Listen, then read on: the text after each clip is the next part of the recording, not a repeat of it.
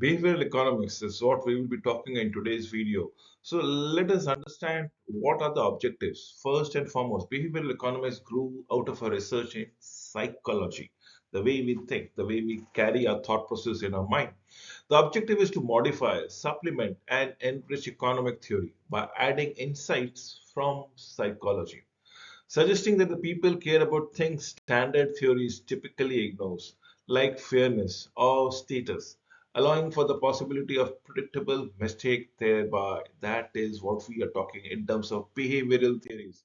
Methods. Behavioral economics uses a multiple methods, multiple tools and framework as a standard economics, which are almost identical with the standard economics, assumes individuals have well-defined objective, that objectives and actions are connected and actions affect well-being, relies on the mathematical model, subject theories to careful empirical testing. An important difference is that this BE stands for behavioral economics, often relies on the experiments of human subject. Behavioral economics tends to use experimental data to test their theories rather than the historical data in the real world. So that is what behavioral theorists or behavioral economists will be talking about it. We are going to study about the human behavior with respect to finance. What do they do in a laboratory condition, in an ideal condition, and in a condition which is in a real like world with no stipulation already put in forward. How these two groups will be changing. And believe me, behavioral economics does not rely on the past data. They will actually create information out of the real life settings and ideal settings, the data that needs to be happening just in front of them. So yes, they are relying on the mathematical model. Yes, they would study every object, every subject theories carefully on by our empirical testing method.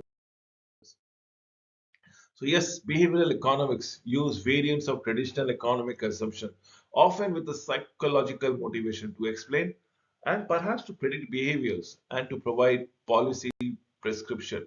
This was stated in 2015 by Lebson and List. So two kind of system, if I may say so, as for Kanban. System number one operates automatically, operates quickly, with little or in fact no effort at all, with no sense of voluntary control. It is in a real life setting that you are going around about it. And that is what system number one is all about it. System number two allocates attention to the effortful activity. You have been in a controlled environment that demands including a complex computations. The operation of system 2 are often associated with the subject experience of choices, perhaps, and that we need to understand in an ideal condition and in a real life settings with no restriction being in place. So, how do a person behave? Kahneman Daniel 2011, Thinking Fast and Slow, New York, stated around here. Now let us come and discuss which is system 1 and which is system 2. What is the difference and what is the similarity? Remember, system 1 is all about love, emotional, being fast, reflexive, effortless, impulsive, short-sighted, without much of a deep thought. It is what your heart believes, so give it.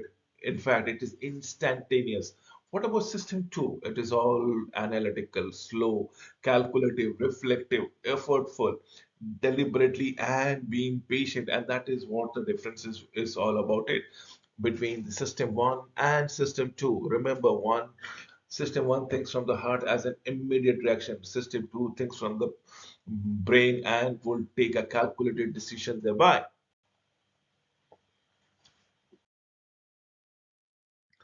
The issue, what is it all about it?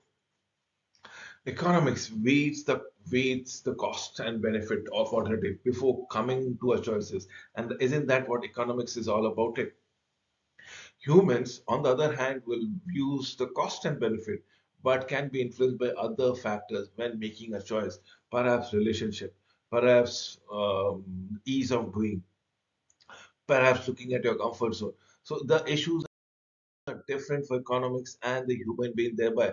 So principle of behavioral economics, people try to choose the best feasible option, but they sometimes don't succeed perhaps. Although we mostly care about our own material payoff, we also care about reaction.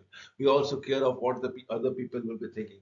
We also need to know the intentions and the payoff of the others thereby. And that is what the principles of behavioral economics would let me know.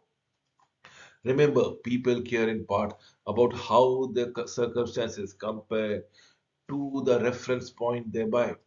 People have a self-control problems. They might be instinctive. They might have an habitual towards it. They might have some form of fear or greed in them, as the case might be.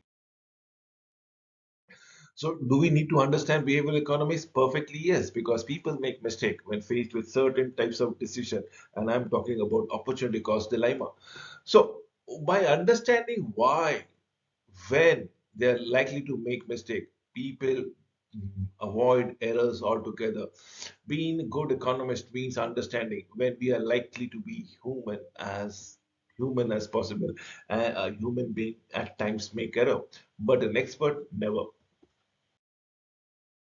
So comparing economics and human beings, economics using this system two for all decision, economics brain. Whereas human will always use the system one to make routine decision.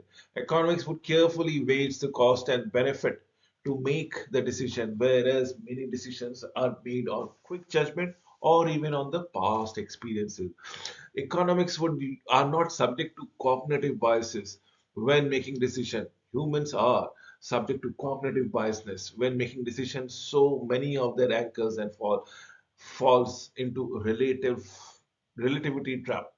Economics make decision by weighing cost and benefits equally, but human tends to weight losses greater than the gains.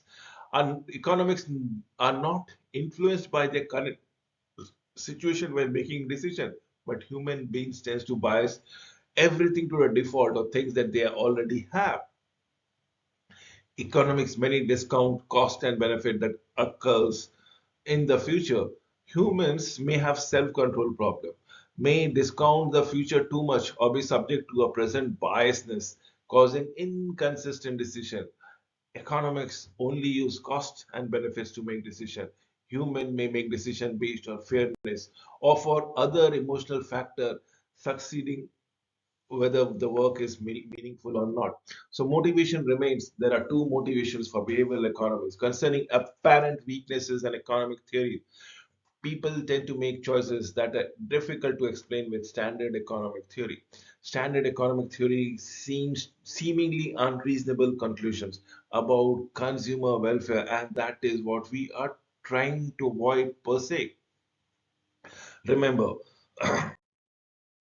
so biasness towards status quo. Everybody would love to be in their comfort zone. The endowment effect. The endowment effect is a people tendency to value something more highly when they own it rather than when they don't. Example, experiment in which median owner value of marks were tough, roughly twice the median owner valuation who don't own a mug. Some economists think this reflects something fundamental about the nature of preferences. Incorporating the endowment effect with standard theory, implicit and indifference, curved, kinked at the consumer initial consumption bundle. So that is what we need to go. Smooth change in price, yield abrupt change in consumption. If there are changes, if there are smooth changes, there would be abrupt changes in consumption, smooth changes in price. Remember, the likelihood of adaptability of that consumer gets changes or preferred by a substitute product in most of the cases. Remember, endowment effect is an effect of what you have is to be valued much more than what you don't have. So you will not, you are not willing to take a risk just to gain something good, new, something new product, new goals, but you are also going to take the risk with the calculation that what you have might be lost. So it has been valued much more in that direction. We'll come to the default effect as towards the status quo.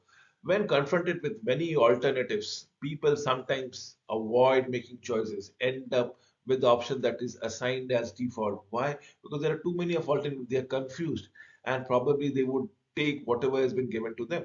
Example, experiment showing that more subjects kept $1.50 participation fee rather than trading it for much more valuable fees price when a list of price to choose from was lengthened altogether. Possible explanation is that psychological cost of decision making rises as a number of alternative rises, increasing the number of people who accept the default price of $1.50. So you have something in your position, and then you are being asked to trade risk for an alternative things with the things that you have. So if the list is less, probably you might think once or twice.